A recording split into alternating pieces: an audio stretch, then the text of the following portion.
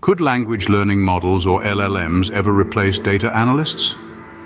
This question may seem like a futuristic leap, but with advancements in technology, it's a possibility that's becoming more and more tangible.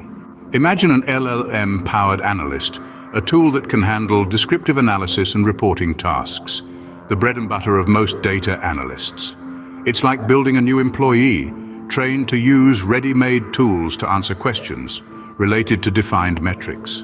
But how can we make this LLM analyst even more useful?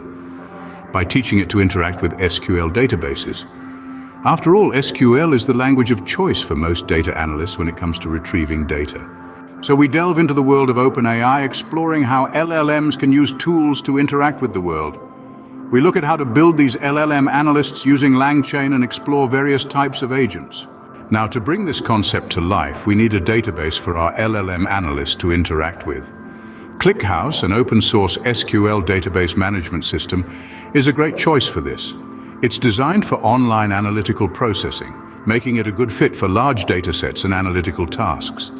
Once ClickHouse is installed, we can access it via the HTTP API. We check that the request has been successfully completed, and then move on to feeding this data to our LLM analyst. To demonstrate, we've created synthetic data. While it might seem overcomplicated now, as we delve deeper into the potential of LLMs, we'll be able to extract valuable insights from this data.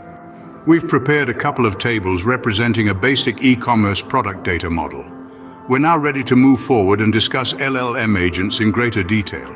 So, in this journey, we've explored the potential of LLMs as data analysts, looked at how they can interact with SQL databases, and set up a practical example using ClickHouse.